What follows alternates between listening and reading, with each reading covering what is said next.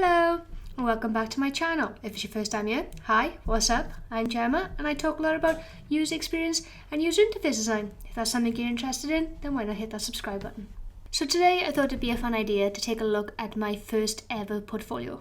Well, it's not my first, it's my second, but it's as far back as I could find. So I recently saw a video like this over on Alice's Thropes channel, and I'll leave that link in the description if you want to check that out. But after seeing that video, I thought it'd be such a fun idea to find my old portfolio and see where I was in 2013. So I did have to search through a couple of emails to try and find this, and after a while digging around, I finally found my portfolio and thought we'd give it a go. So what I am going to try and do in this video is actually go in the reverse order. So after looking through the portfolio, I noticed that my most recent work at the time is at the top and my university work was at the end. And just a disclaimer, please don't judge me. I was very young, I would just come out of university, and this is the work that I was producing back in 2013. Hello, this is Editing Gemma here. After looking back at the footage, I noticed my portfolio had a lot of spelling mistakes in it. Now I know this is a great time to sound off in the comments and laugh at mistakes, but I do have dyslexia. And at this time of putting this portfolio together, I didn't know how to manage it, and spelling mistakes seemed to slip through the cracks because my brain just isn't wired that way and is unable to distinguish spelling errors. I'm going to be doing a video about this soon and talking about overcoming dyslexia, so keep an eye out for that. But in the meantime, be nice and respectful because you never know what's going on behind the scenes. Now back to the video. The first project we're going to look at is a print project. So the brief was that we had to go into a store and ask for permission to do this. This was terrifying to do as a student. I had to go in and ask their permission. I found the solicitors I thought could do with the rebrand, and this is the rebrand that I come up with. So I did the logo. Quite funny now because this font is not friendly. It doesn't make you relax. Not really a fan of this, but I think the concept of the logo was pretty good considering it was like one of my first ever branding projects. And I hold my hands up. I do not think I'm good at branding. I still don't think I'm any good at branding, but the concept was there and it's not so bad. And then let's move on to my final major project. Now, looking back on this, I don't think I executed this in any sort of way, shape or form. It was very confusing, but what I was trying to do is come up with the concept of gender equality. And I just wanted to ask the question to the public, are male and females equal in society? And these were just a couple of posters I come up with. I did the branding for it, which I thought was pretty cool because the brand could be switched.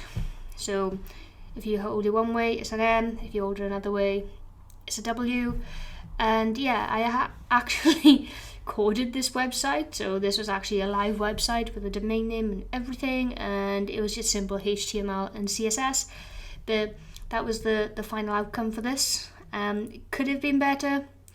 Yes, 100% it could have. I was a university student with hardly any direction of what I wanted to do, and I panicked, and this is what I come up with. Now this is a project which is again from university, which I was actually quite proud of. I wouldn't say that I'm a packaging designer at any shape or form. Again, print, not my forte, but you know, I love pizza, and when this opportunity came around, I thought it'd be quite fun to, give it a go. So this was the final concept, and the whole idea around it was that students don't like cleaning up. I was a student at the time, nobody did the washing up, and this is the concept I come up with where you don't have to do washing up.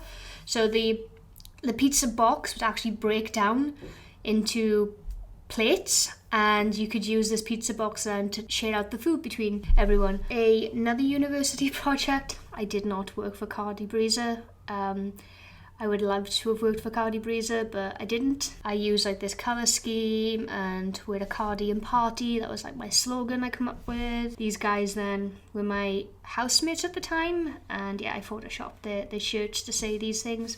And this was another project that we did in university. I don't know if you can notice, this is a huge running theme right now. This is my university portfolio. It's quite big. But this was a project that we were quite proud of. A couple of my uni mates got together and we come up with this social media campaign, which was to brand ourselves. And this is what we come up with, which was Quack Creative, so creative workers around Cardiff. Yes, I went to university in Cardiff. And we come up with this whole social media campaign where you take a duck, a physical duck, which I will show, and you take the duck, you snap me, take a photo, and you tweet me with the hashtag Quack. and you could act as well, quite creative. There's the little ducks, they all had a little collar on them, a little slogan which was take me, snap me, tweet me, and yeah, we made this whole big social media campaign around Cardiff which got a lot of noise, and yeah, it was super fun. So the first kind of website I worked on was for a conference which was called iConference, and this kind of looks cooler than what it is. It was actually a Squarespace website at the time, so with limitations, but you know, it was still a website that I had input on doing, and also come up with all these concepts as well. So branded the bags, did all the print stuff for it, come up with all these big quotes, did a nice infographic and things like that. So my first job was working at a social media company, and we did a lot of social media kind of campaigns, and this is one of the campaigns which I'm really proud of. So the rules for organ donation in Wales changed on the 1st of December 2015, so we come up with a social media campaign to dispel the myths about organ donation. Again, this is another social media campaign that I worked on for the RAC, which was hashtag RAC furry faces, which means every week somebody would win something from the RAC just by uploading a picture of their pet. And yeah, it was a really fun project to be a part of.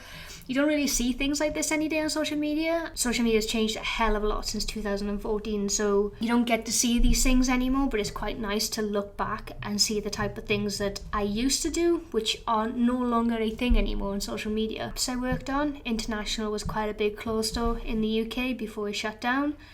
And we come up with this app idea, the Wardrobe For You, which was a part of all their stock. So you could basically just build yourself a wardrobe and then purchase that wardrobe. It was a quite cool concept, never actually got made because unfortunately International had to shut down, but the concept was pretty cool. And I really wish that this was an app which got made because it was designed ready to be built, but International went under. First year of being a web/graphic designer, I managed to work with a lot of brands and a lot of different areas, and I managed to put this portfolio together. And looking back now, it is not the best well presented portfolio, so please do not copy this because it is not the best.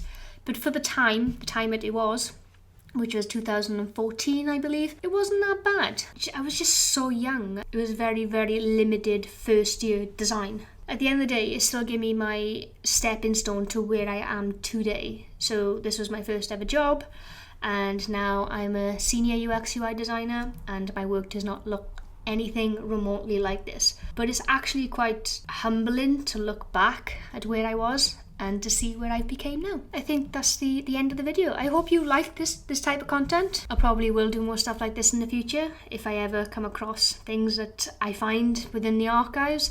This is actually quite nice to look back and see things. So if you like this type of content, why not like and subscribe and get notified every time I upload a new video. If you'd like to follow me over on Instagram, you can do so here. And until next time, bye.